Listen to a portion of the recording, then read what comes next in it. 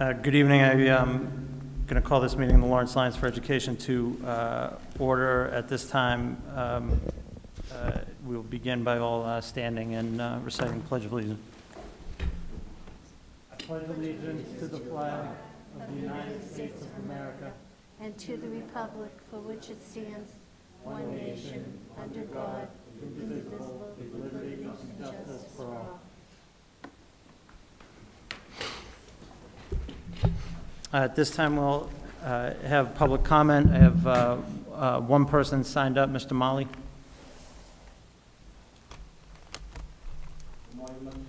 Chester Street.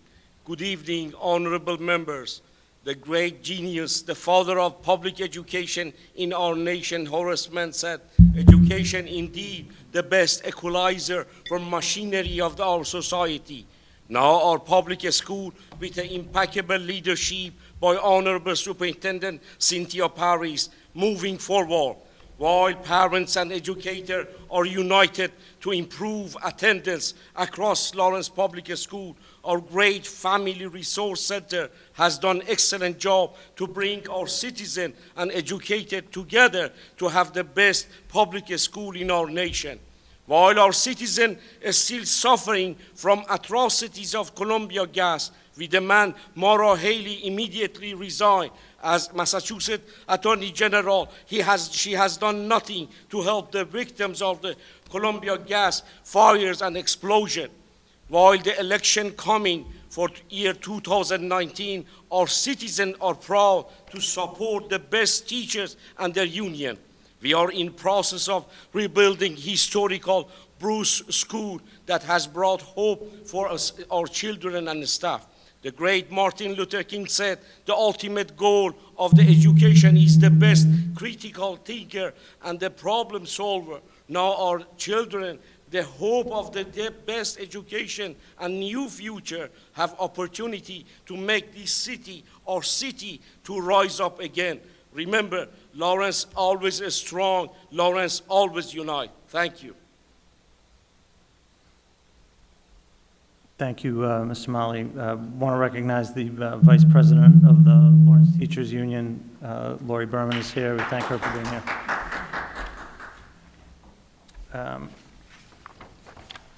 Okay, we have the accountability presentation tonight, which I know the superintendent and her team have been working hard on, as well as the enrollment presentation. Before we get to those, we've got 4 pieces of business to take up. The first is the superintendent's evaluation. Just for clarity's sake, we started a little over a year ago. The superintendent outlined 5 goals for the year. One of those was a personal, professional goal, and 3 of those were district improvement goals, and 1 was a school improvement goal. Those goals were brought before the board, discussed, and approved, and become half of the criteria on which the superintendent evaluation is done. There are then 4 standards that apply for every superintendent evaluation done in the state that the state requires. That's the overarching frame on this. Each member of the LAE filled out an individual evaluation.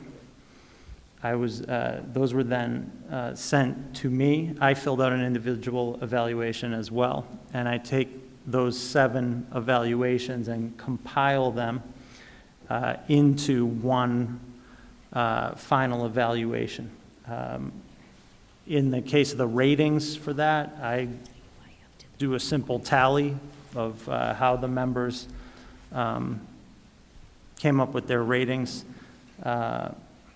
and that's relatively straightforward. And then in terms of the comments and the evaluation, I tried to sort of glean key themes that were coming throughout, and then as well sort of any sort of unique insights that may have been there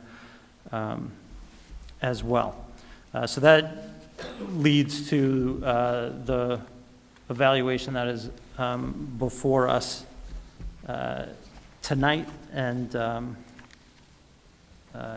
so that has to be approved now by a majority vote of this board, and so I put it open for comment. I will just say, as relative to my own individual evaluation and the evaluation I compiled, I think that the first place you have to start is that this was Superintendent Paris's first year in the job and her first year as a superintendent.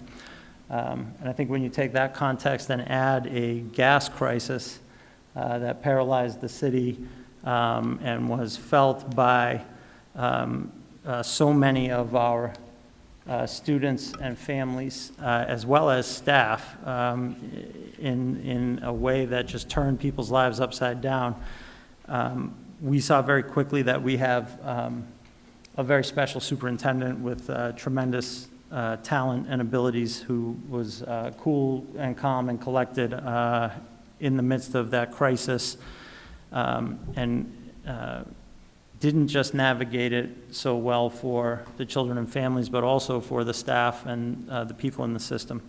And that was less than 3 months into the job. The other pieces that I would just mention are, in this short time, I don't think it's, we'll do this accountability presentation tonight. I don't really think it's a great gauge of a superintendent where test scores are after 1 year, but I would say that's more important after 2. That's my personal belief. But even in this short time, we can see some real marked areas of improvement, including addressing the chronic absence issue that the superintendent inherited. Some really remarkable performances at a couple of middle schools, and you look at what's going on in middle school generally across the state. Lawrence really stands out for its performance there, and as well just things that I have observed in meeting regularly with the superintendent and being briefed regularly on what's going on, knowing that we had a couple of schools facing some real challenges. The superintendent made quick decisions on those, and we could see those schools stabilize, and the scores reflect that stability. And then again, I bring it back to a point of this all happened in a school district with a first-year superintendent in her first year in the job and her first year as a superintendent, and all of that stuff happened when the whole system got turned upside down by the gas crisis, like right at the beginning of school. And so that was a real credit to the superintendent, her leadership style, and the team around her that she manages. That's sort of my broad overview of where I sit at where I arrive on the proposed evaluation. I think it's accurate. Based on sort of where it was from all members there. The ratings of proficient, I think, are the right ratings across the board, and reflect a really great job in her first year, and we look forward to seeing that great work continue in the coming year and hopefully coming years. I open it for discussion or comments by any members of the LAE.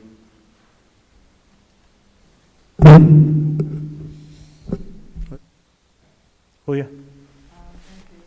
No, I agree with everything that, with your presentation tonight, and I really want to commend the work that Superintendent Paris has been doing. I also agree that this is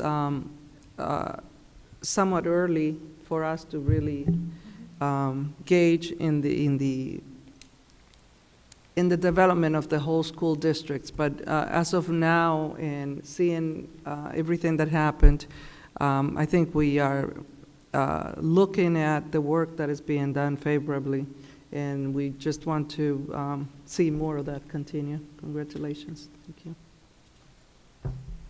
Pat? Thank you. Superintendent, I want to commend you also for an outstanding job this past year.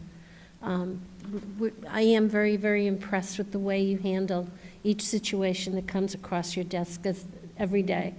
And I think we've had the conversation, the system is very unique, and nowhere else in the United States is there a system like Lawrence, Mass., and you've embraced it. And I look forward to great things in the future with you. So thank you very much.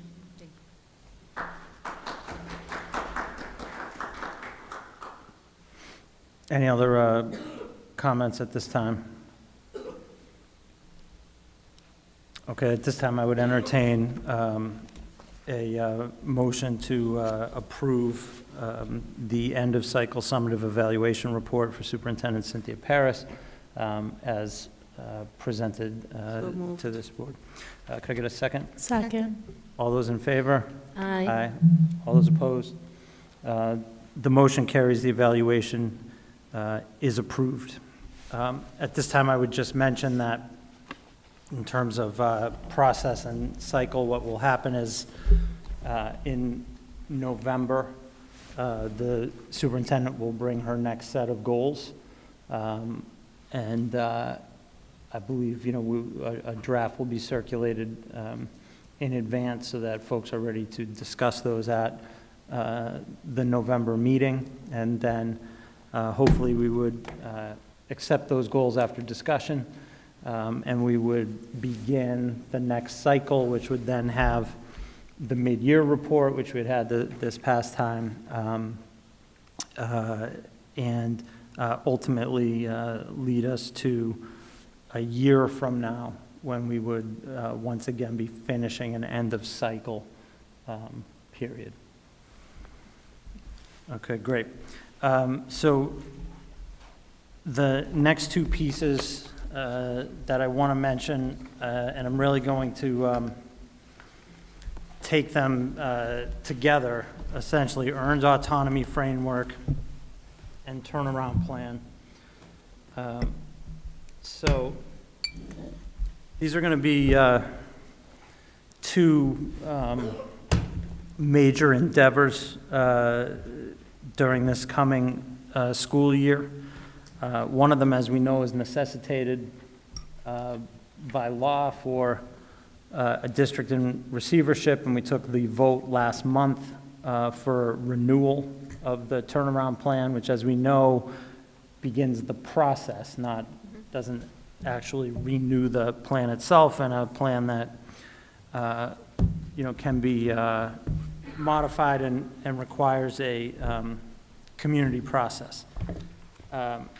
We are also going to undertake the development of an earned autonomy framework, and this goes back to, or grows out of, I think, some of the work done in the past school year, the notion of sort of where does open architecture go in this sort of next generation under new leadership in Lawrence. And so the idea here, as mentioned by the superintendent multiple times last year when we were doing issues like calendar, EMO contracts, professional development, and all these pieces, was that we would develop a framework that would sort of give indicators around the level of autonomy schools would get based on how they are doing.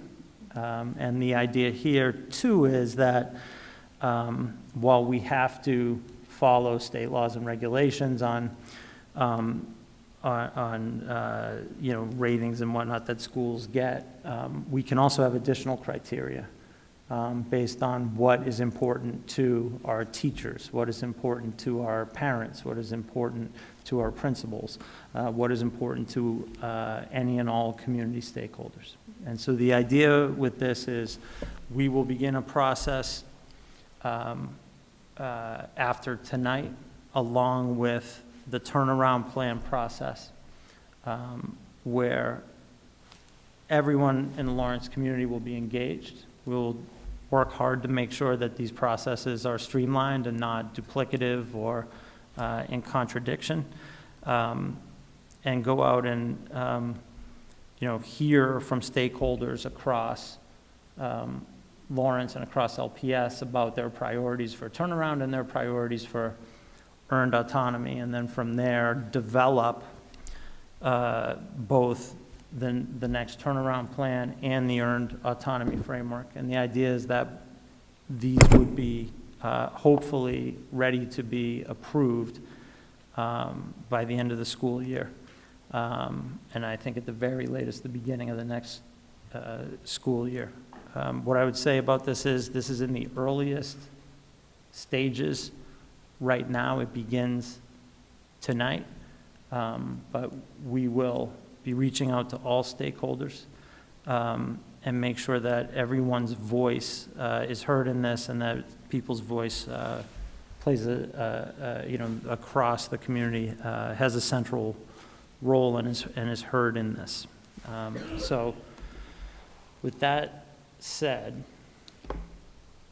I guess I would mention a couple of pieces. I think it begins tonight by me designating a turnaround plan subcommittee, and I'm going to appoint Jess Anders,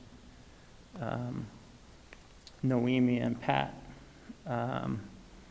Mariano, Noemi Custodia Laura,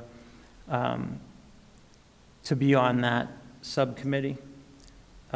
Jess, I've put you there specifically for your comments around the community process and wanting to make sure that that's well thought out.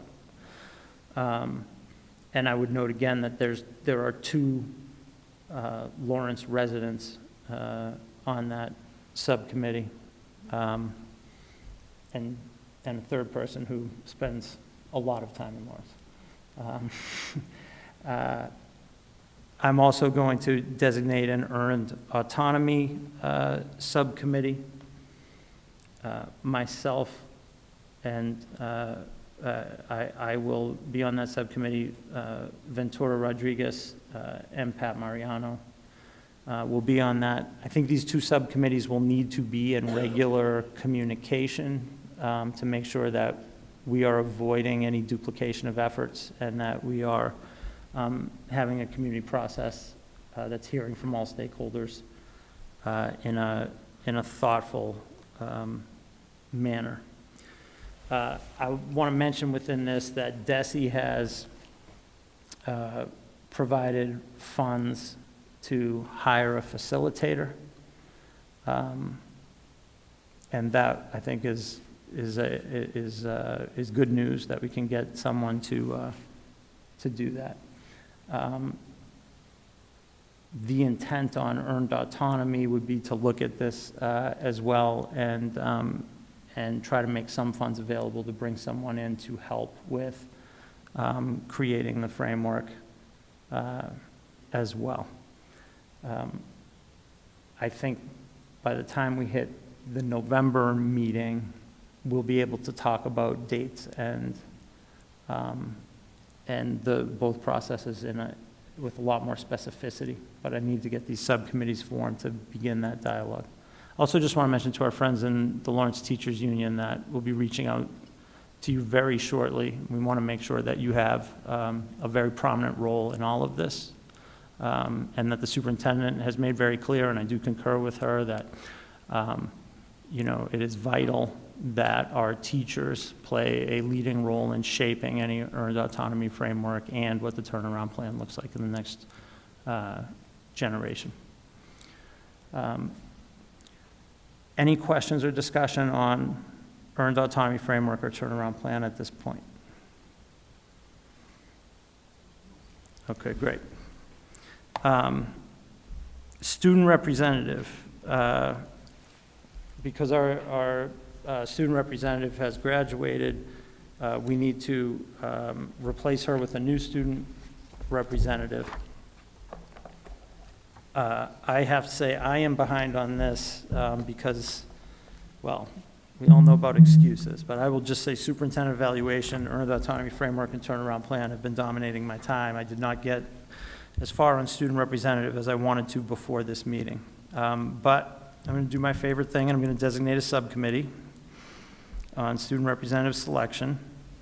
And that is going to be Mayor Rivera, Jess Anders, and Julia Silverio, 3 Lawrence residents. This will not take a lot of time here. We have, I believe, 7 or 8 potential candidates. I'm going to circulate descriptions on them to you, allow you guys to sort of review and see who you like, and if you can come up with a recommendation for November, then we would vote on that before the board. What I would like, though, is that you narrow it, and I defer to whatever you come up with ultimately for process, but I would just say last time we narrowed it to 1 candidate so that we did not have the other candidates who were not selected, who are our students, sort of publicly announced as not selected. They're all great candidates.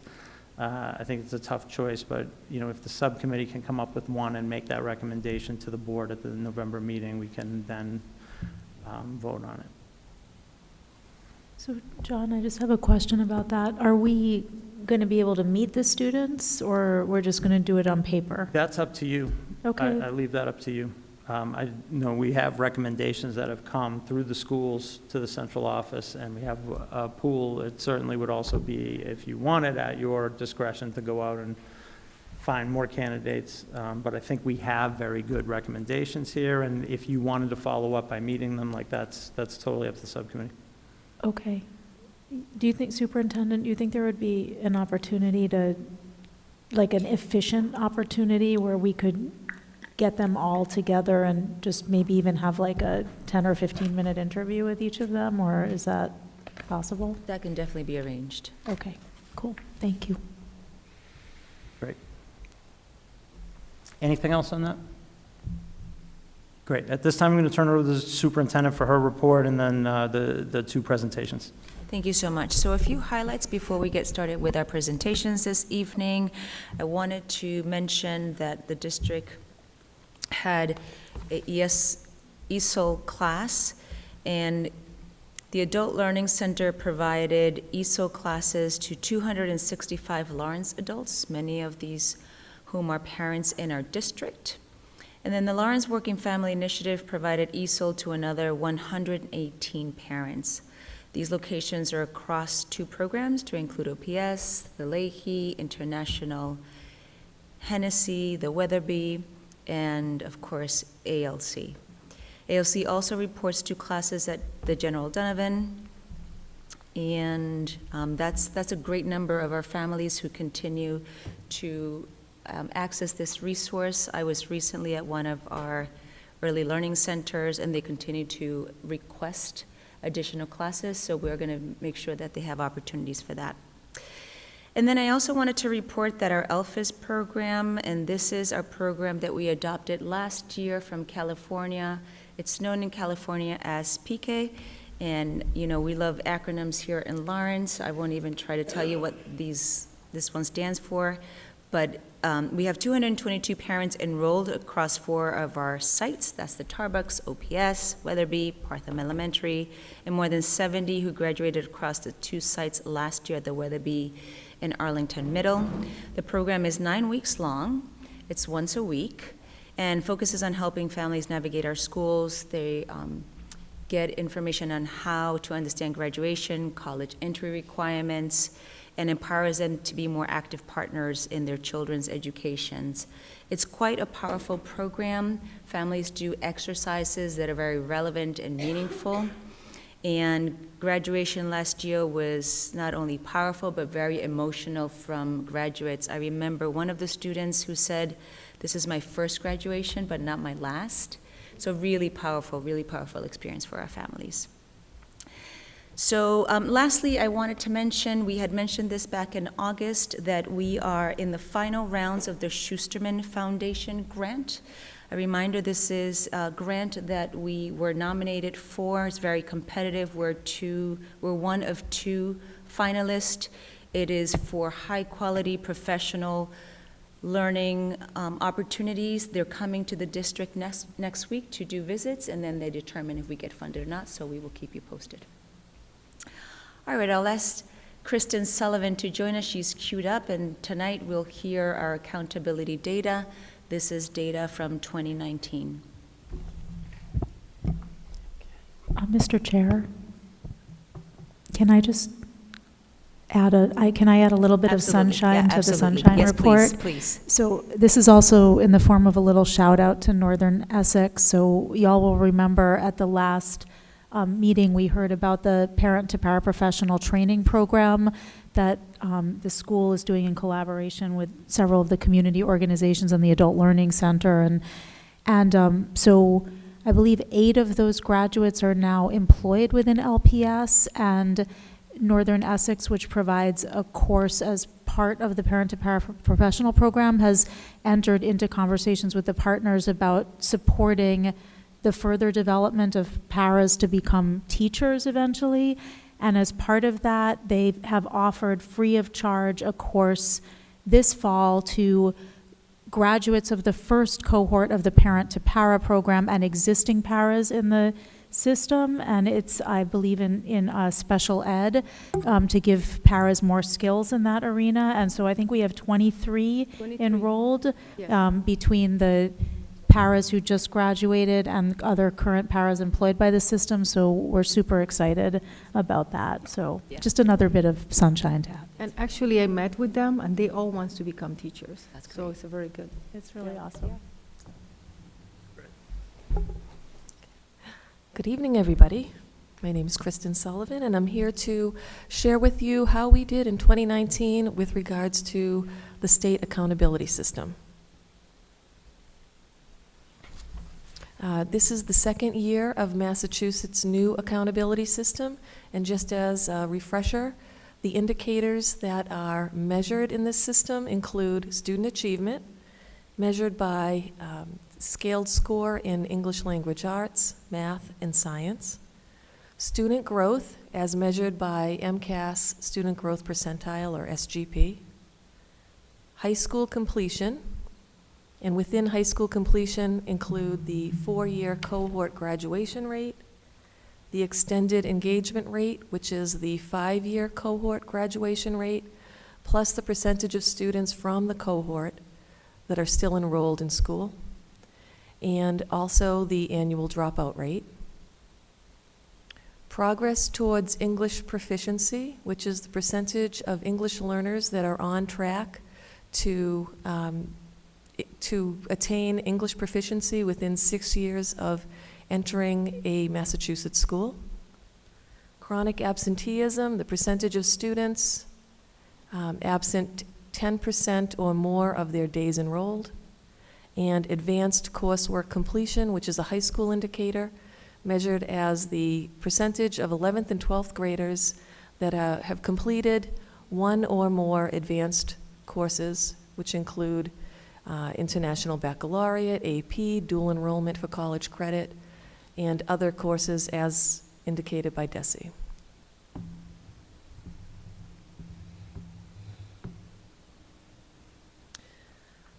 The overall classification of a school is based on its accountability percentile, where it falls in rank with all other schools in the state. The state has 2 basic classifications. The first, in red, is schools requiring assistance or intervention, and those are schools that earned an accountability percentile of less than or equal to 10, or they may have low subgroup performance. And in blue, the other component would be the schools not requiring assistance or intervention, with an accountability percentile of 11 or greater. In 2019, we have 9 schools in each category. So 9 schools that are requiring assistance or intervention, and 9 schools that are not requiring assistance or intervention.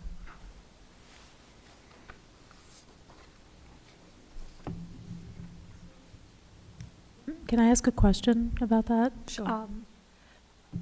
How does that compare to 2018? Like, is it the same 9 schools? Is there, I know things have slightly improved, more schools are doing better, but are there schools that are, like, is it a complete switcheroo, or some that were doing great are now not doing so great? Or are there some, like, it's hard with, first of all, I know we're identifying them by letter in order to not be jerks about this, but also where it would be good, and I know in other parts of this report, we're comparing 2018 and 19, and it would just be helpful in this section to understand how that compares to the previous years on an individual school level too. Okay, so I have the data that I can speak to it a little bit right here. So essentially, we have it's kind of a mixed bag. So we have some schools that improved from last year, and their accountability percentile went up, but they may still be in that category of requiring assistance or intervention. So they're progressing forward and getting closer to breaking that barrier of that 10th percentile. As we have, let me think here, let me see. And we have two schools that were schools that kind of went in the other direction. So their accountability percentile decreased, and they became a school in need of intervention. I'll just add that those schools that, they had some slippage, we've identified, the root of that, and school leaders have been incredibly reflective with their staff to identify, like, what happened here. We did not expect that. And so we expect that they will fully, bounce back from that mishap. Was it sort of unavoidable things? Was it gas crisis things, or was it? External things, there was a myriad of changes. Some of them were staffing changes.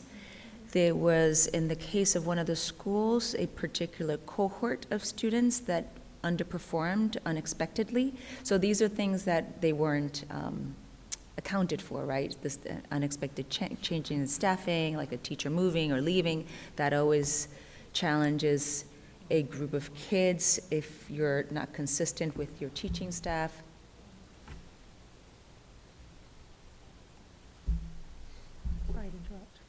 Pat, did you have a question? Yeah, I do. Kristen, on that previous slide, the accountability percentile rank, what does assistance from the state look like?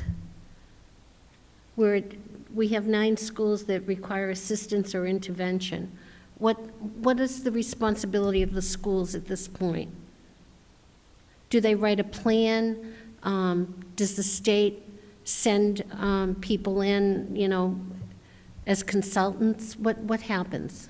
I'll take that, Kristen. So, Pat, I think it's now our responsibility to do further analysis on those schools. The state's role is to give us the general and broad analysis of the accountability, and then they allow us to make decisions about what's next. So in this case, what you'll learn is that we will continue to do progress monitoring for many of our schools. You'll see this later on in the presentation. And then together with leadership and the principals, we'll determine what the interventions and supports are. Thank you.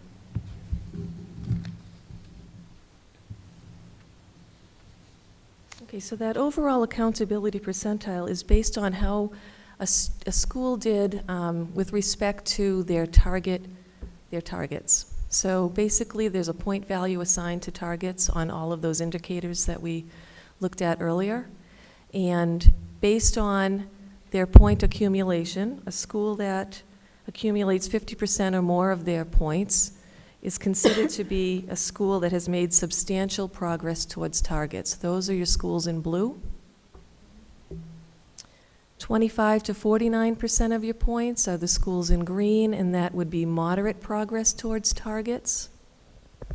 And below 25% of your points would be the schools in orange, and that's limited or no progress towards targets. Those would be the 3 categories.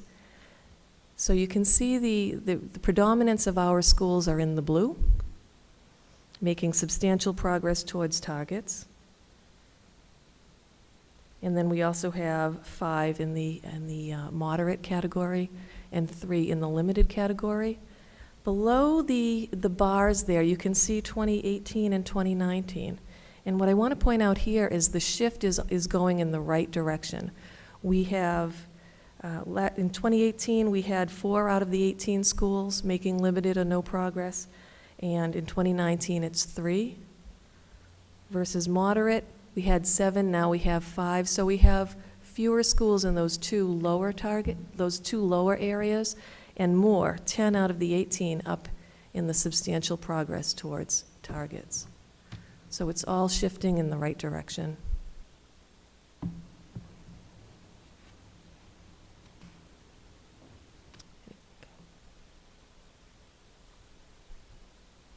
Digging deeper into that performance, we're now going to look at it by subgroup.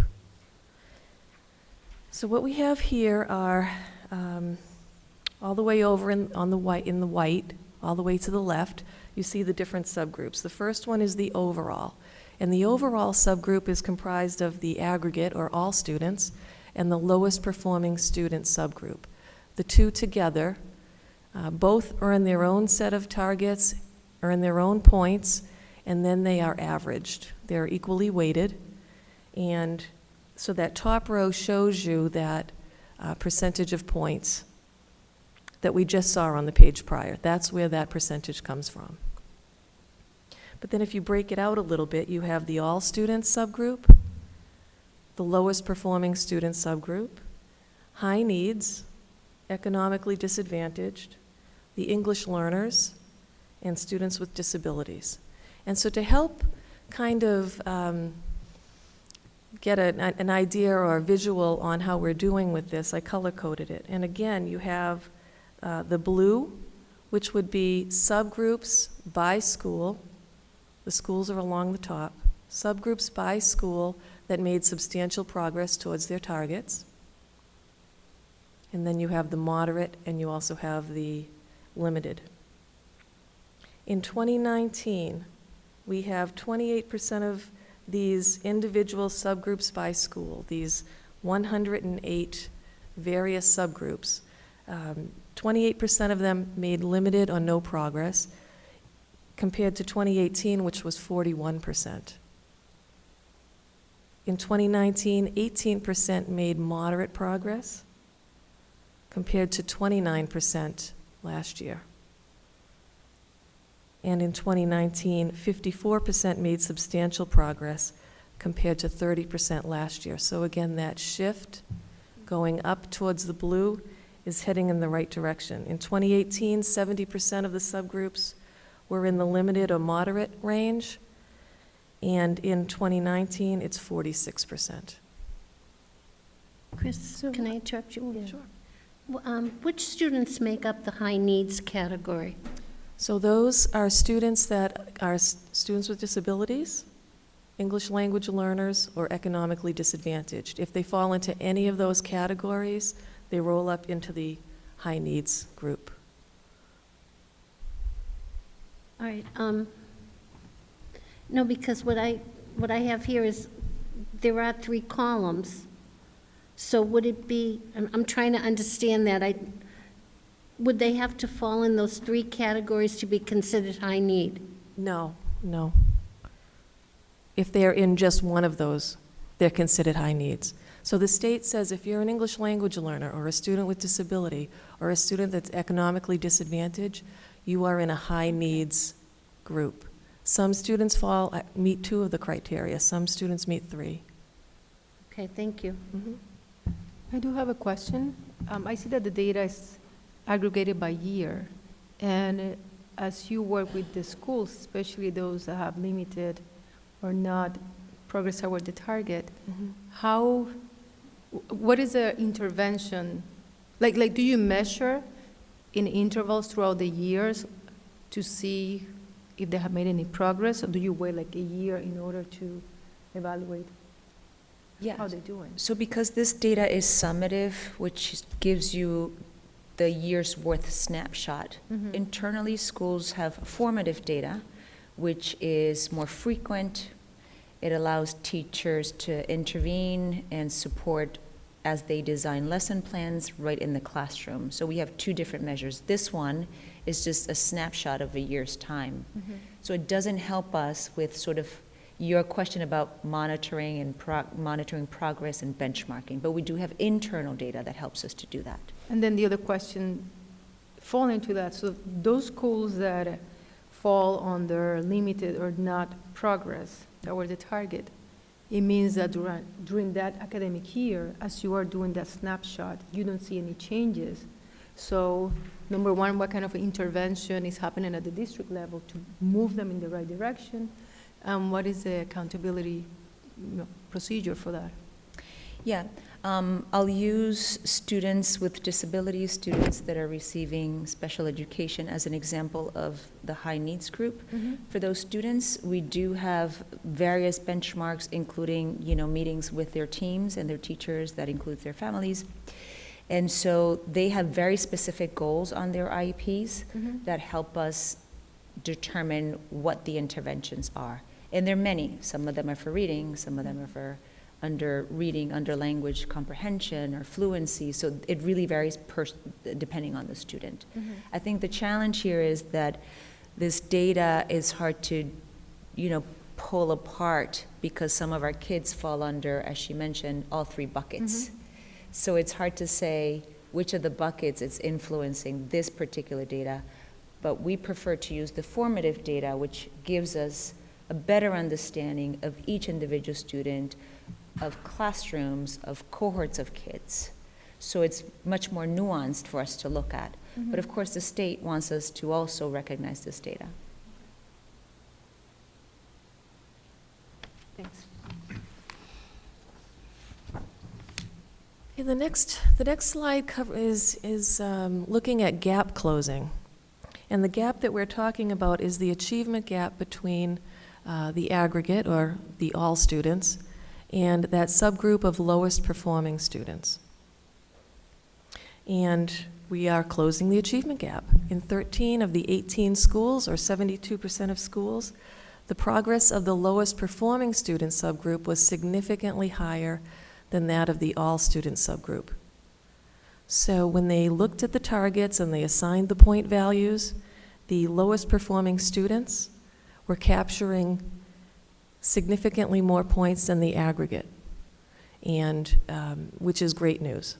So what that's doing is lifting the floor, the performance floor. It's lifting the lowest students up and increasing performance overall by raising the floor. So on this slide, where you see the green arrows, that would indicate that the lowest performing student subgroup had a positive impact on the overall performance of the school. Chris, School M met its targets, but yet has an arrow pointing down. Now, what does that indicate? That the lowest performing kids did not meet their target? No, they could have met their target. I'd have to actually look and see. Let me see, hold on. They could have met their target. It just meant that it's an average. It's an average of the aggregate and the lowest performing students. Together, that average came out to be 52%, but it could have been 54-48 or 54-50 to get 52%. But that is still saying that in that school, the lowest performing students dragged the average down. The lowest performing students was lower than the aggregate. Their performance was lower than the aggregate. It might not have had a substantial Performance impact. improvement was lower than the aggregate. They accumulated fewer points. But They had yeah, a lower okay. point, yeah.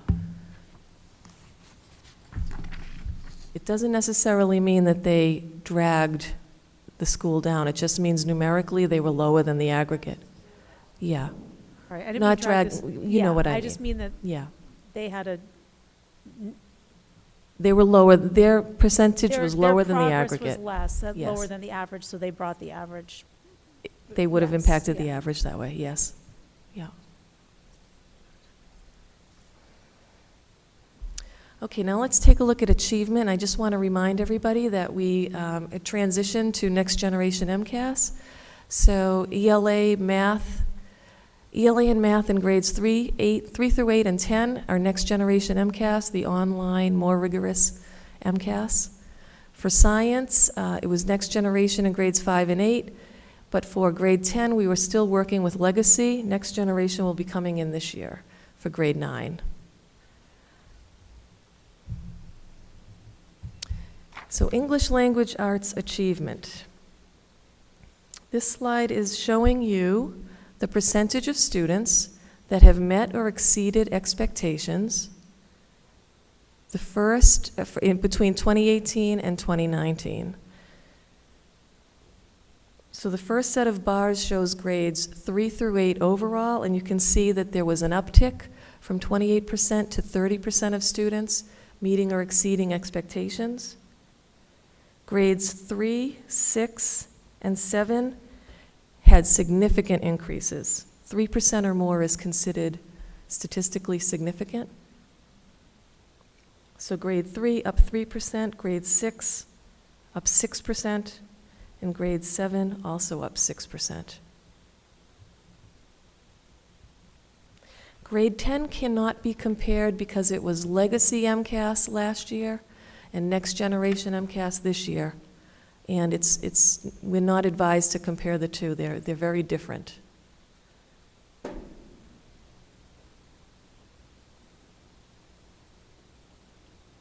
Next we have mathematics. Overall, again, another uptick from 29% to 31% across grades 3 through 8, with grades 6 and 7 again exhibiting significant gains of 6% and 11% in grade 7.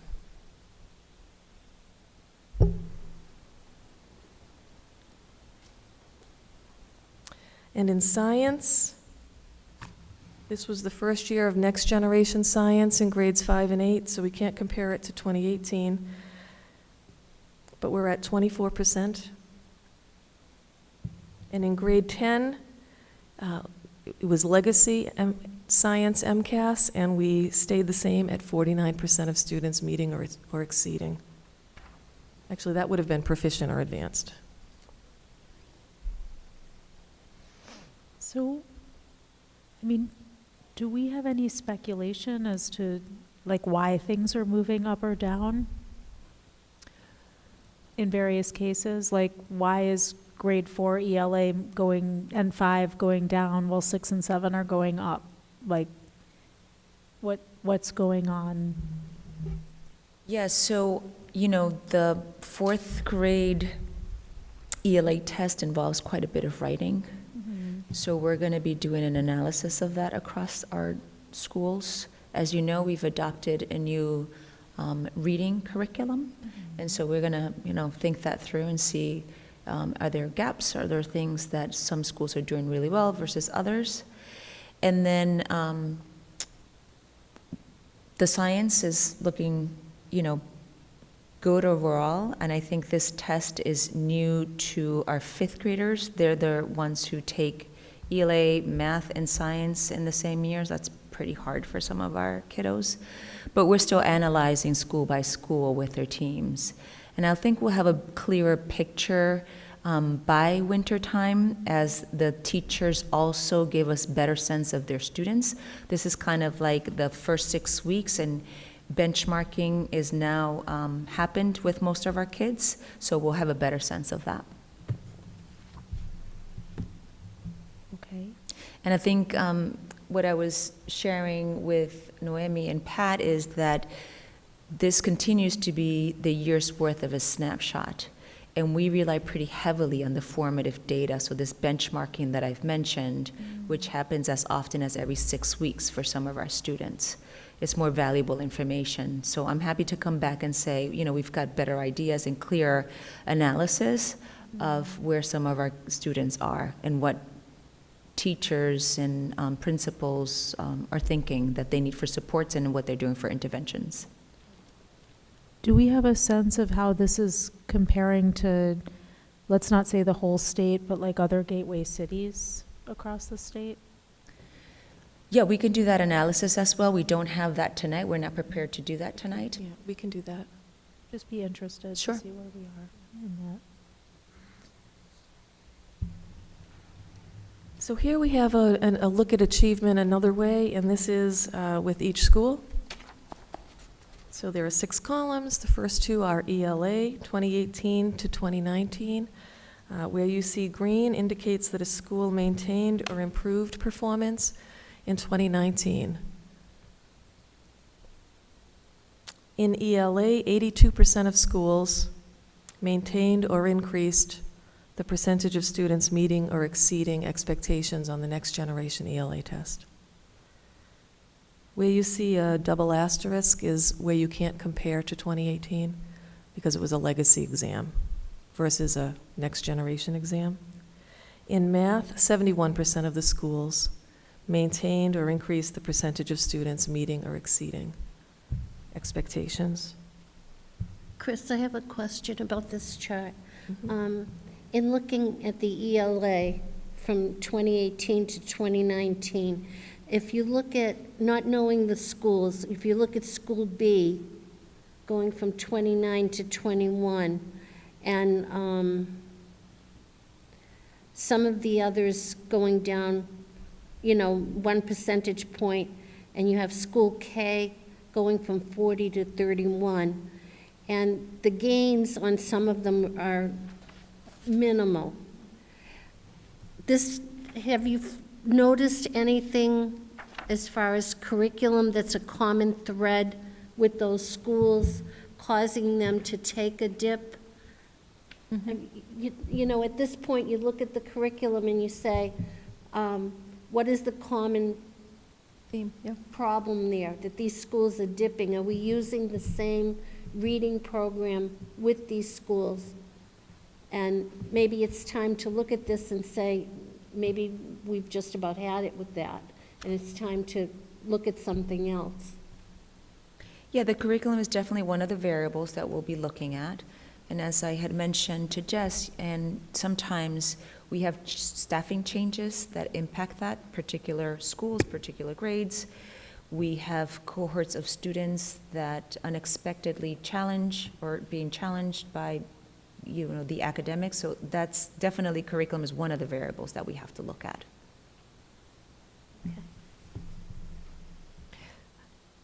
I think what's important also is to recognize the middle schools have really made a lot of progress. And so we're seeing, sometimes we see that consistency start, for 3 or 4 years of changes that we're making start to show in grades 5 and 6 and 7 and 8. And I think we're seeing that in the middle schools. And at some point, again, I'm going back, analyzing old MCAS when I was a principal. You would do an item analysis. Let's take School B, for instance. Look at the ELA test and do an item analysis and be able to identify which skills the kids were weak in, be it phonics or reading or writing, whatever, and then provide those interventions for the kids, correct? Absolutely. The schools definitely do the deep dive into the data analysis, and they look at across domains, they look at individual standards. I can tell you that writing is a big concern across all the grade levels, and especially in grades 3 and 4, I think where it's an online test requiring a lot, they have to type a lot, they have to work within a text box. I'm not giving an excuse, I'm just saying it's a challenge for 3rd and 4th graders to transition to that. And so I know that the writing is a big component in the elementary. Do you get a breakdown of the writing scores? Or is it all combined in ELA? It's all combined in ELA. We can break it out to give you an idea of how they do on an essay, like an average score on an essay. They do quite a bit of writing on this test. This is a 2-day test in which, they all compose 4 essays, 2 essays each day, significant essays. 3 are counted, 1 is not. And that's, I think, that's rigorous for the average student, sure. especially Having to type it. 3rd and 4th graders to type 2 big essays in one day, along with all the other reading and comprehension questions that they're answering. So I think as they get up into the middle schools and they've had some experience doing it, they have a little bit more perseverance, maybe, but it's a big challenge to ask kids to do, I think, 4 essays. And the state recognizes that, and they're changing it, and they're dropping an essay going into 2020. And so our students will be writing 3 essays, 2 will count. And we should see, I think we'll see some kind of an impact from that, just on the rigor of you know, what they need to, just how much they need to get done in a finite set of time. Kristen, just a note, these percentages listed here are the ones that are shown on the overall accountability. So these are the same schools that underperformed on this first chart that you showed us. These are the 29, yeah, Exactly, that we 2019. talked about, that the schools are working to identify the issues that caused these Yes. drops, Yes, correct? So yes. this is just, excuse me, a breakdown as to how they did on each area, but we have the overall percentile here. Exactly. Thank you. There's a lot of data here, and so to try to put it into some kind of a succinct representation and give you the picture of the district, but beyond giving you the picture of the district, we really want to give you an idea of how each school is performing across the indicators. So this is our attempt to do that. So I guess I have 2 things to say, maybe somewhat contradictory. And the first one I want to preface by saying that I do understand what a huge challenge we have in dealing with all of this, but and I'm mindful that progress is being made and that it's not going to necessarily come in leaps and bounds. But I have to say, like, I look at this data and I'm like, we have only 1 school in which more than half of our students are meeting or exceeding expectations, and that's in math only. I mean, like, part of me is like number one, how are we ever going to get out of receivership if we don't have a significantly better outcome? And then I guess my other question and counterpoint to that is, what are the other ways that we can judge or measure how well students are doing and how much they're progressing as human beings other than MCAS? I mean, I appreciate that this is an exceedingly dominant system that we have to respond within and measure against. And it's not that I want to give us all more things to measure, but I feel like number one, I look at this, and even though I'm encouraged by progress, I'm discouraged by the overall numbers. And, you know, I'm not sure whether, I know that's a very large question for us all to try and answer in a board meeting, but I just think that's pretty significant. And it begs for me the question, at what point is the state going to consider that we've made enough progress to exit receivership? So, Jess, I just want to pick you up on those good points. So, one piece I just want to throw in here. I don't have answers for your questions, but just a couple of pieces to maybe help us find the answers. Developing an earned autonomy framework, which we want to have done by the end of this school year, which I talked about at the beginning of the meeting, is about finding the way that we want to assess our schools that is holistic and really spells out what it is that we're looking for our schools to do, and to give them assessments that are holistic, and gets beyond just the test scores. And that's about talking to the community and everyone inside LPS to develop that. Now, at the same time, you can't develop that kind of framework and say, we're not going to care about test scores, and I know you weren't saying that. I mean, it's part of it, and it's what the state says it is. But I just want to point out that developing an earned autonomy framework, I think, can elevate the conversation and make us look at it, hopefully in new ways, and ways that would be truly helpful to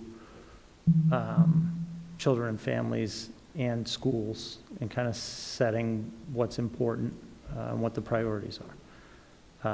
I'm really, hopeful on that aspect. On the other piece, I feel the same thing you do when I look at it.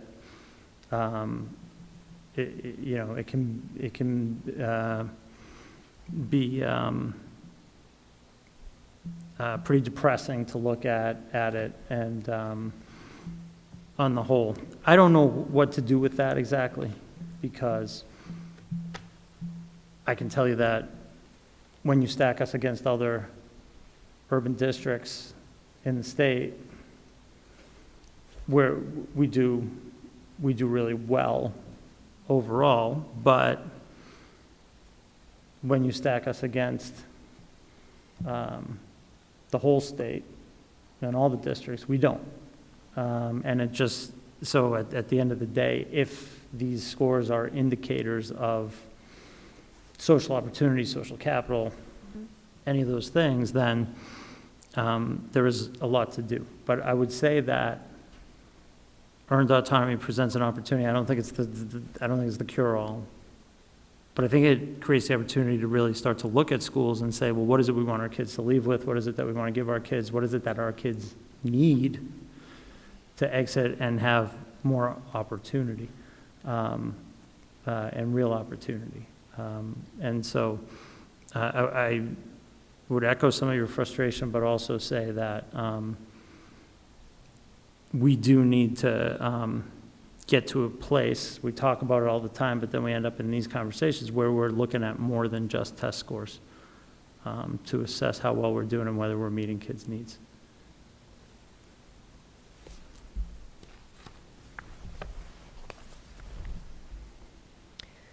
Our next slide brings us to student growth percentile.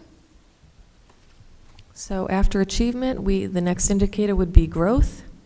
And this is an important indicator, and one that we really look at. It gets back to what you're talking about, achievement versus growth, and growth is where we see a lot of our potential here.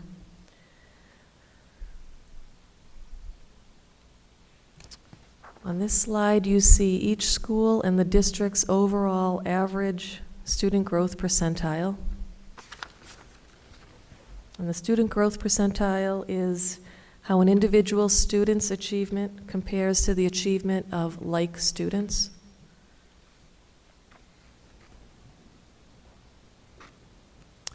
The state essentially breaks student growth percentile down into 3 categories. Below 40 is considered to be making low growth.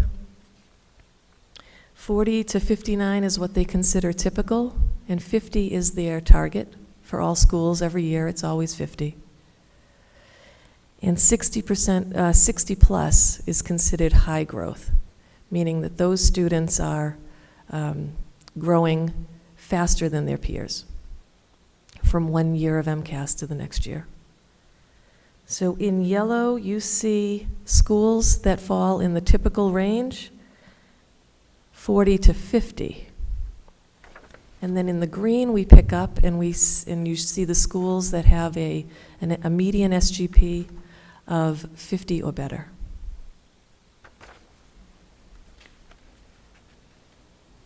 So the predominance of our schools are in the typical or high typical range of growth.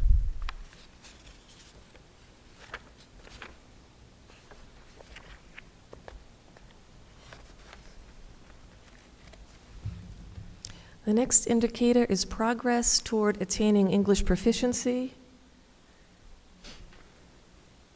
This is the percentage of students that are on track to be English proficient within 6 years of entering a Massachusetts school. Each student has their own target, and this is the percentage of students that met their target. And we see significant increases, 4 percentage points in the non-high school grades, up to 45.8%, and 3.4% increase at the high school level.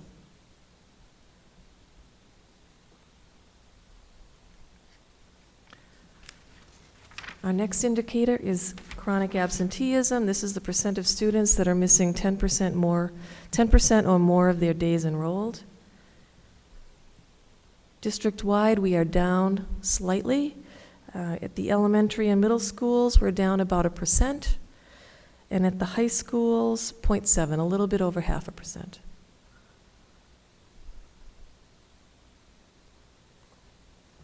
Can I ask, at the high school, like roughly how many students does that 0.5% translate into? Oh, let's see. About what, 36? We have 3,600 high school students. So 180? Okay, that's respectable. Mm-hmm.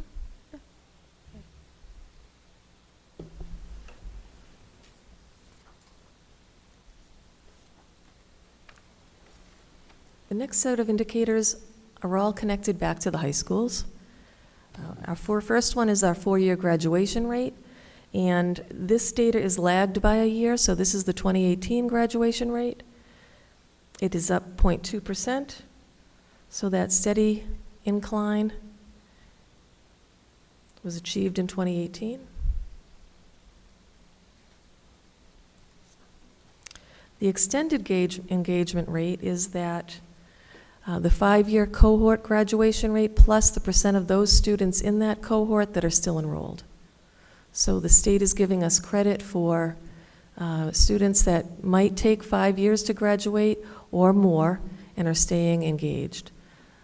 So this isn't really I'm not trying to say that it decreased here from 2016 to 2017. It's not about a comparison. This is really just highlighting the fact that it's still a very significant number of students that are staying engaged and persevering toward earning a diploma. Almost 78% of those students are staying enrolled. The next piece is the annual dropout rate. Again, this is lagged, so this is last year's dropout rate, and there was a slight increase of 1.4% in 2018.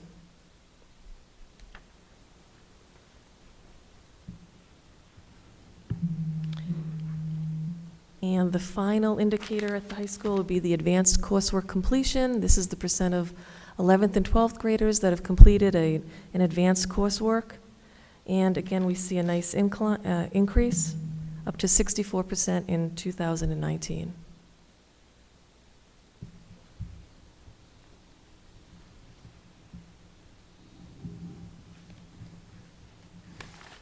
Here we have our next steps. The first being schools requiring assistance or intervention will receive an in-depth analysis, progress monitoring, and additional supports. Improve the alignment of school and district-wide goals, and a continued focus on reducing chronic absenteeism.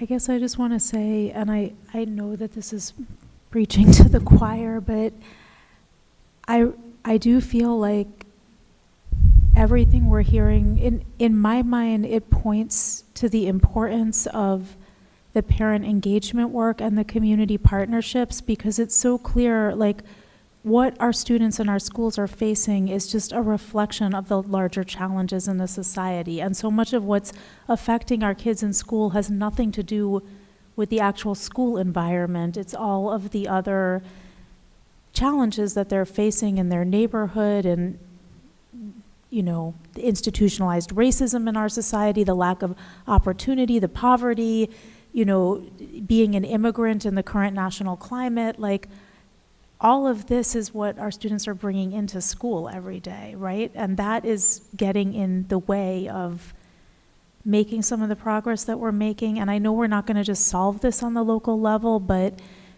we do need to be doing whatever we can to engage the community supports and parents as partners, I think, or we're not going to see more significant progress because the schools just can't do it alone. And so I just want to say that.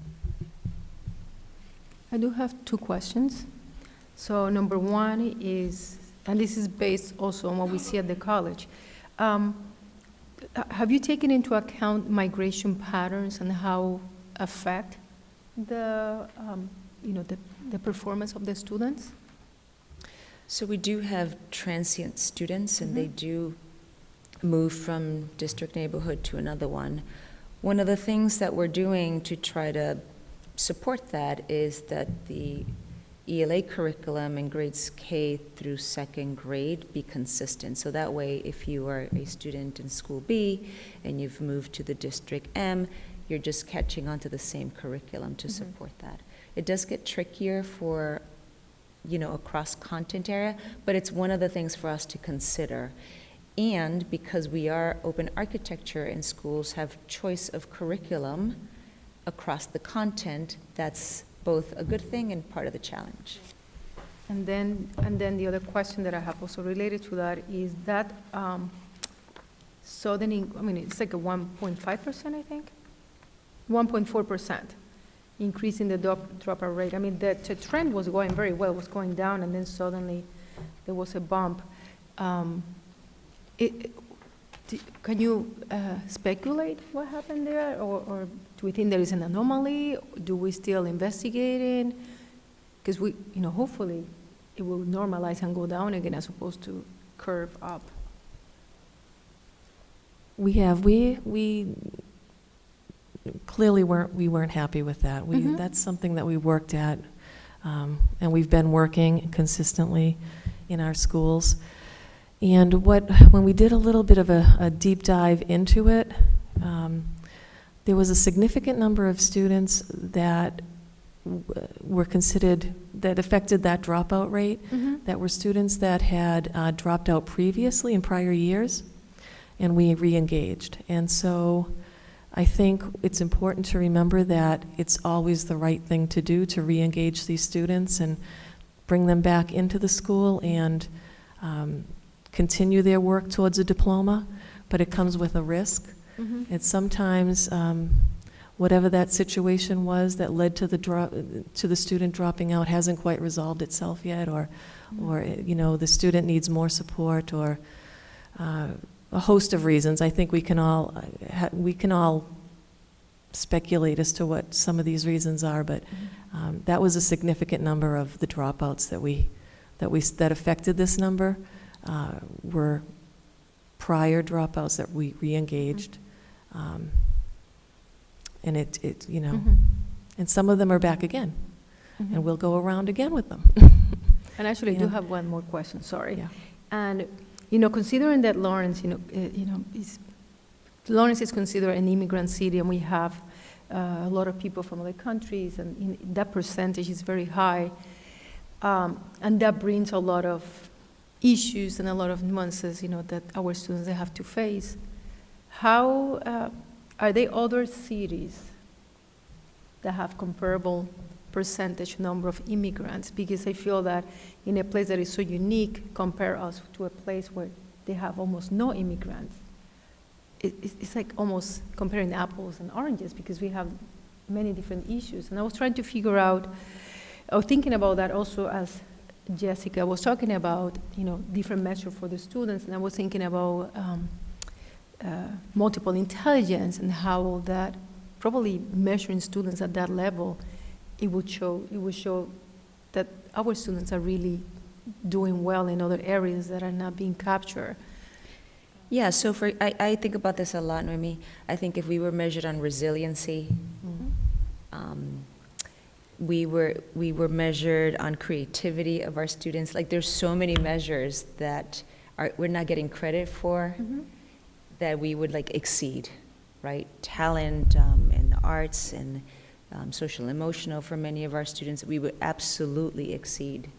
So this is what Jess was saying, like, what else do we measure? And John was saying, like, can we also internally create other measures that say, yeah, you know what, there's wellness in the district, and it's not just measured by a summative, by one data point that happens once a year, that in many ways is biased towards our students. Because even for the students, would be good for them to know that they excel in those other Yep. areas. Thank you. Thank you. I just have a question and a comment, I guess. When we're testing our students through the MCAS, how are they exposed to the MCAS testing? Just when they see it for the first time, or are we trying to test them? And forgive me if my question sounds naive, because I'm not in the school systems. Or are they constantly being presented with some type of testing that will resemble the MCAS testing? Yeah, so in the classrooms, what you'll know is that teachers teach the standards, then they have a curriculum to support those standards, and then there's other tools that teachers use to sort of make it more creative, more engaging. And they do have opportunities to do practice tests, but we don't teach to the test. We try not to do that because that's never good teaching and learning practices. But they do have opportunities to practice, if you will. So they do have opportunities on pen and paper, and now more recently they do have practice on the computer because it's an online test. So it's not the first time they see it, especially for our third graders. This is like their first time, so by the time they get to fourth grade, they've had a little practice. So how did we determine that this isn't a good practice if we haven't done it? Giving them the practice tests? How have we determined that it is or that it isn't? No, she just said that they don't because it's not good. Well, we don't teach to the test. Through the test, I understand that. What about the parents? Are the parents ever involved in this? Bringing home a practice test and say, we want you to work with this with your parent at home and see what kind of a response you get. What we ask our families is that before testing days, that our students get enough rest, that they get a meal at home if that's possible, but we don't make families responsible for practice testing. We do ask our families beforehand that they help our students with homework and follow up on those things, but not specifically to help the kids with MCAS testing. But yet we talk about family engagement. So this is an intricate, a very important piece where the family should be engaged so that they have a better understanding what it is that the kids are going through in school, and hopefully this will help with some of these testings that are going on. Just a suggestion of something that could be tried and see how it works, to see if we can help the students better understand what they're going to be going through, and also assist the parents in understanding the importance of the testing so that they can sit down with their child and hopefully help them through that process. In classes, as we're instructing, we are asking the rigorous types of items, we're trying to word our questioning to be as rigorous as what they will see on MCAS. And that's our way of giving them practice. It's embedded in the curriculum, and it's embedded in how we teach. I understand that, Kristen, and I respect it. But being a parent, being an immigrant, having had children born and raised here, and coming from a background of education back in another country, I understand the importance of parents understanding what their kids need and getting them involved in working with them. A lot of times children will do things in schools that the teachers will ask them to do, but they might not put the 100% of their effort into doing that unless their parent is reinforcing that at home. Yes, absolutely. So maybe it's a suggestion to consider and put into practice, maybe with 1 or 2 schools, and see how this will work. And see if this will help us in terms of improving, these percentages. Yes. I mean, I have to say that, putting aside for just the moment, the question of why the MCAS should be the end-all and be-all of what we're measuring against, I do feel like Julia's idea has merit. I mean, I remember growing up, and I grew up in a sort of middle-class household with a lot of educational opportunity and emphasis, and not an immigrant household. And when I was at like the junior high school or high school level taking tests for, entrance into high schools or into other things, or for standardized tests, my parents would enroll me in courses where I would be practicing the test with other kids, and they would do that also with me. And so I feel like I understand that for many of our parents, they might not be able to do that, right? The test is in English, and a lot of our parents won't be able to do it in that language, or they're working 2 jobs and they don't have the time to sit down.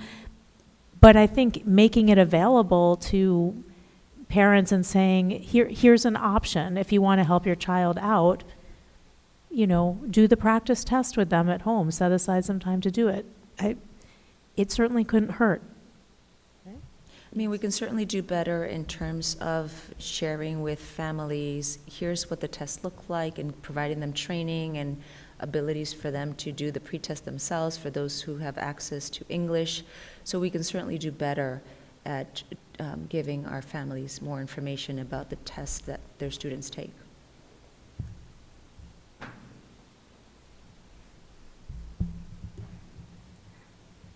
Thank you, Kristen.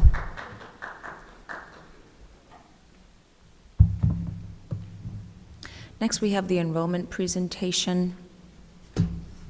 And Denise Snyder and Liz Young will walk us through projections and enrollments for this coming year. All right, good evening. Denise Snyder, one of the assistant superintendents. I've brought with me Liz Young, our enrollment manager, who she and her team get a lot of credit, or deserve a lot of credit, for the type of projections and work that goes into ensuring that our families are properly enrolled, or our students are properly enrolled in school. So let's see, LPS enrollment report. So if we start, I think the overarching highlight around our enrollment as it stands is that there are no major changes from last year or the last couple of years. There are no surprises. We have been able, or have been, maintaining roughly the same enrollment for the last 3 years, or actually the last 6 years, give or take 250 students. We've been hovering between 13,650 and 13,889 over those last 6 years. The big change is really when you look at over a 12-year span, in the reality that over time we've increased our enrollment to by more than 1,000 students over 12 years, and we discussed that last year as well. But again, no new surprises. The reality is, though, that even though we've added more than 1,000 students over this time, we really haven't tackled major capacity issues, and we have been instead looking at other ways to address capacity in smaller, more creative ways. And this next slide really illustrates the things that we're doing. The good news is that, in the horizon, hopefully projected between 2023 and 2025, we are hoping to have added capacity. We're hoping to have over 1,000 new seats, with a request for 500 new seats at the Oliver Building, and another 500 new seats at the Leahy building. So that's what's been requested. Again, those are a few years in the offing, but that's going to provide us with a lot of what we're seeking. It's just a matter of what are we doing in the short term to get there. So what we're doing in this time period is to continue with the higher class size caps. Not ideal, but it is working and it is helping us get through a rougher patch. We'll talk about those class size caps in a few slides. We're also adding classrooms in existing schools where possible. So we have 2 current, what we call bubble classrooms. So we see a larger class that's a bit of an outlier in a school, and we may add a classroom if there's one available in the building to convert. And then that classroom travels with those kids. So 3rd grade becomes 4th grade, becomes 5th grade as that one extra class until that grade ages out.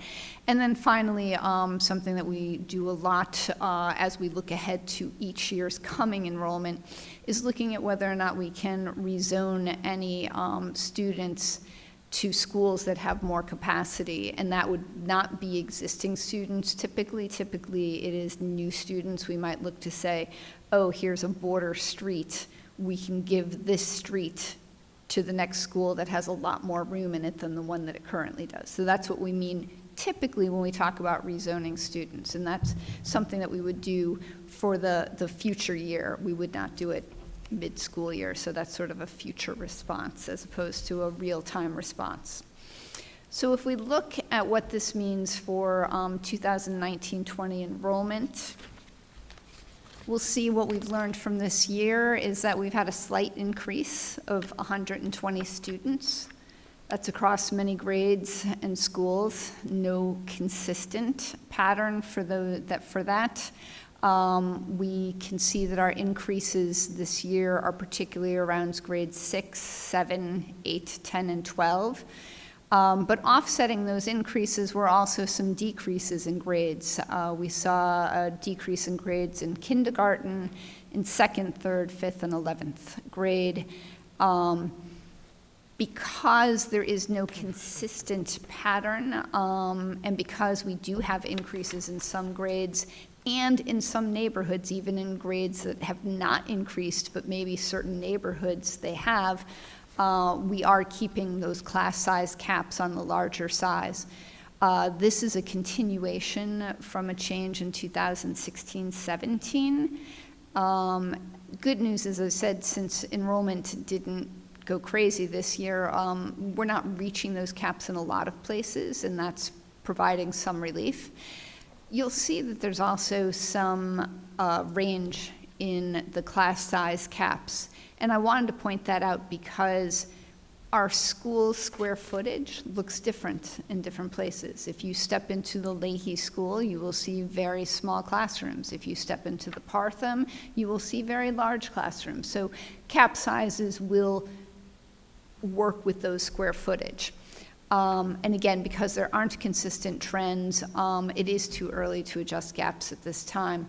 An example is that you might see that kindergarten is up in some areas, the Partham, the Lawler, the Breen, but it's also down at the Hennessy and the LFPA. So that's an example of why we couldn't make a blanket change for cap sizes at this point. So who has reached maximum class size? All of our pre-kindergarten programs are full. That is nothing new. That is a consistent pattern for us, and we maintain wait lists for children. So as students either don't show up or transition to another community, we're able to pull from the wait list to backfill those seats.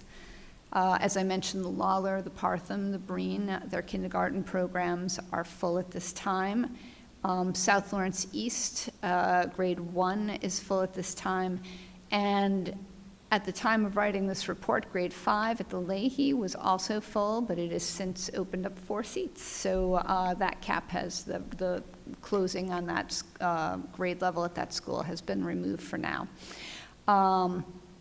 We will see more enrollment.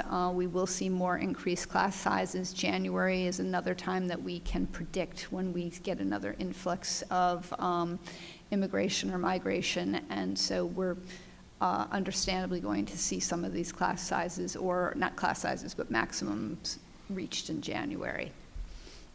So what do we do when we have larger class sizes? We have a couple of options. One is temporarily closing a grade and assigning the new students who come to the district to the next closest school. You might remember last spring, one of the slides, we had sort of the dance of the children moving from one school to another. But sometimes that is the answer for us. Other times, the answer is deploying additional paraprofessionals. So maybe having a larger class size, but adding more adults to the room is a better answer. And as I mentioned, sometimes it means looking at how we address the issue next year by rezoning so that that class is right-sized.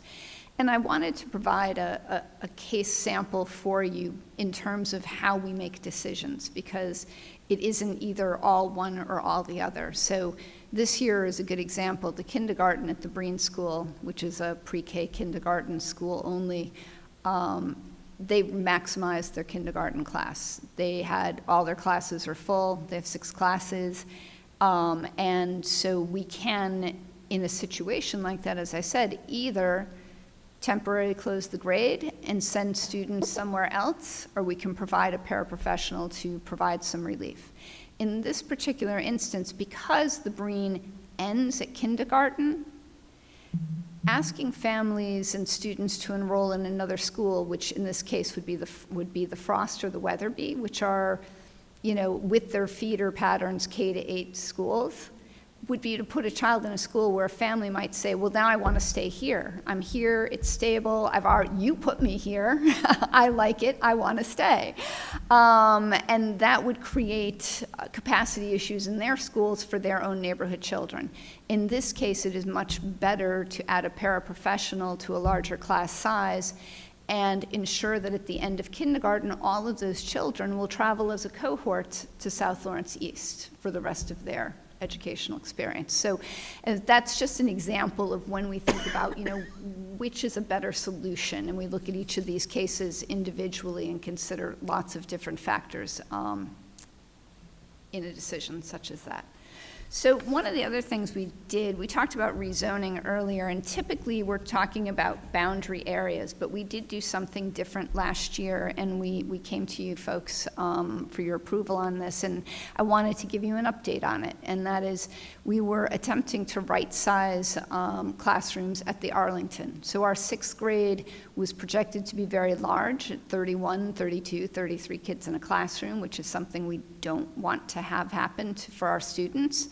And so we worked to take the students who were rising 6th graders from the tar box who should have gone to the Arlington, and we rezoned them for Up Leonard, if you recall. That was 17 students that we rezoned for the Up Leonard. When we did that, the Arlington grade 6 this year is now at 129 students, down from 146 that was projected. The Up Leonard grade 6 is now at 113, and that cap is 120, so they are still well below their cap which is 4 classrooms. So over 3 years, when we continue this pattern, we're looking at right-sizing the whole schools in both locations. We're happy about that. Better still is how are the students doing at Up Leonard, and the answer is really, really great. We have been in touch with the principal and some of the educators in the building. They shared with us that they had a really successful welcome event with families and students at the beginning of the year. Attendance is on par with all the neighborhood students. The rezoned students, as you might recall, receive a bus to and from the school, and the students are arriving on time. That bus is arriving on time. In fact, initially it was arriving a little too early, but we worked out that kink. So they are all arriving on time. And again, at the end of the day, they have this great opportunity where they can go home right from school, or the bus repeats a loop and they're allowed to stay for the free after-school programming and catch later bus to go home. So we're really excited about that change and how well the students are doing at Up Leonard. So we want to shift for a moment and talk about projections for next year. And it's important to know that we're not wizards behind the curtain. Really, projections come down to a combination of what we know and what we don't know, what we have to guess at. So what we know is that we have data from Mass School Building Authority that tells us what birth trends are. So they use those to sort of think about buildings in school districts, and so we have that information and can look ahead for long-range planning. We have current and past enrollment trends, so looking at this year and thinking about what that means for next year's classes, and so forth. And we look at planned expansions of independent or charter schools and grades, right? So if we know a new grade is expanding in a charter school, we know that those 22 or 25 students are going to come from, in part, our programs and other programs around the city. And then we have to factor in what we don't know. That includes residential development, which is much needed in Lawrence, but it remains hard for us to figure out how many of those residences materialize into new families or students in our schools, or if they're the same students and just moving, or moving into the district, or moving from one school neighborhood to another. And of course, immigration or migration. As I mentioned, we do know that there's a January bump, but we don't know when there are other world factors that cause bumps in immigration. For instance, a couple of years ago with Hurricane Maria, we received 127 students from that. We're still educating 58 of those students. So those are unknown factors that, we have to budget in a little wiggle room in our plans.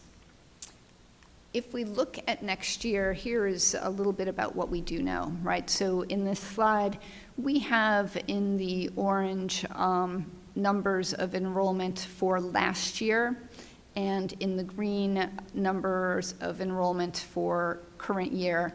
And you would read these as the arrows go, so sort of diagonally down, so that you know if your kindergarten cohort last year was 991, this year it's for first grade, it moved up this year to 1,054. So those kids traveled, plus we had some incoming. So, and that makes sense for grade 1 because not all children access kindergarten. And so you could look again at grade 2 in 2018 and how they became grade 3 in 2019. We use that data and keep looking at, okay, so what does that mean for next year? What does that mean for 2 years from now? That is super helpful, and then we have to acknowledge, where we might lose some students. So again, there are starting grades at some of the independent schools and some of the charters, and of course at 9th grade for the vocational options, where we're going to lose some of our students. We also have to factor in charter school expansions. We do not have a lot of them, but one of them to note would be that Community Day, the Gateway and Kingsman-Webster locations, over the last 7 years have expanded from kindergarten and first grade so that they're now through grade 8. And so they've moved from having 120 students in their school locations to 400 each. That has an impact on us, on other charters, on other independent schools, but it's information that is good for us to know because it shows us where our kids are and gives us some good data. So, and again, what we don't know. So a couple of examples of residential expansion, Loft 5.0, Phase 2 just opened. Methuen Street apartments are under construction. Bruce Street has a new apartment building that looks like it's ready to go soon. And we just don't know how many will be students. So it's just something we keep our eye on, and we know that if there's a lot of residential, new residential, some of it's going to materialize into new students. And I already mentioned the world events and natural disasters. So what does this mean for us? Couple of things that we're keeping our eye on this time of year. We're keeping our eye on kindergarten, which we expect in the neighborhoods where it's already strong. It's going to stay strong. Again, as I said, we have our pre-K data that shows us that, but we also saw dips in some other areas, and that means that those kindergarten grades that become first grade next year will probably be a little bit on the small side. So as I said, grades 1, 4, and 6 will experience small decreases based on current grades, kindergarten 3 and 5. I mentioned we have a couple of bubble classrooms. We'll be taking a look at those and figuring out if we no longer need them, or if maybe we need them somewhere else or in a different grade. And finally, as we work through right-sizing some of our middle schools, grade 8 is going to continue to be large based on our grade 7 data. And we're putting our heads together and thinking about, does that mean there's the, are we going to have the ability to add another strand? Are we going to have to apply extra paraprofessionals? But again, the idea being, particularly since this is mostly at the Arlington, are we going to just have to apply paraprofessionals to get through that one more year where we right-size schools? And just wanted to recap on our short-term plan, right? So we are being creative, looking at solutions in and around that are short-term fixes that are best for our kids and our educators as well. And, really going deep on the planning around the hopeful new 1,000 seats that we'll get in a few years out. So at this point, I will turn it over for questions for you. Questions? So this is more of a comment, and I just want to say that I do feel like one of your unknowns is actually more knowable, which relates to residential development in the city. And I think if there was a way to open up some consistent channel of communication between the school department and the planning office, like they will have information on permits that have been pulled, like the major developers are all going to have been in front of them, and those developers are all going to have information on their unit mix, so you're going to know how many studios, 1, 2, and 3 bedrooms are going into developments. And so you might not be able to capture like small infill development or somebody renovating a triple decker, but on the larger developments, the city will absolutely have that data, and they'll have it at least a year in advance, and probably 2 years in advance of when the expected, like when the families will move in. So I think that's knowable. Terrific, and it absolutely is. I think what's not knowable is, are they new families to Lawrence? Are they moving from one neighborhood to another? Right. Are there families doubling up in those new units? But we are definitely just, working with the planning and development. That's where we've gotten our lists in the past, and the 3 that we popped up were just examples of stuff that are on the horizon really soon, about to break out. Okay, great. I also have a comment regarding the 2019-2020 enrollment, where the increases on the grade increases 6, 7, 8, 10, and 12. Would it be fair to say that that increase is due to the newcomers that are coming into the district? I think that that's always worth taking a closer look at, because I think our newcomers come at all different grades, that it is certainly a factor for sure, but it is one of those factors that next year, for whatever reason, it could be a bunch of third graders who come, right? But for sure, I mean, that's a number that's that unknown that can pop up a grade at any point. But that should be something that might be easy to measure based on the number of students. You know who those are. Mm-hmm. And the decreases from K to 2, 3, 5, and 11, it has a lot to do. And these comments coming from me are based on the knowledge that I have of the community. Is that the decreases are based on the number of families that are moving out of the city because of the educational system. A lot of the families are afraid because they don't trust the school systems in Lawrence. And so if you look at the ages, when the parents are moving out and taking their kids out of the schools, this might also be something to take a look at. And I guess it only tells us how much more work we need to do to improve the school systems in Lawrence if we want to keep the students that are already here. Thank you, absolutely. I do want to say that this year, grades 1, 2, and 3 all saw increases, but kindergarten is down. And you're right, we all have work to do around how we showcase our schools. And I know that everybody is trying to do their best to get the schools to the level that they need to be at. But for a parent, it's something to worry about when they start thinking about where their children are going to be going to schools. I think it's fair. So Thank you. just a comment to Certainly. keep the conversation going. Thank you.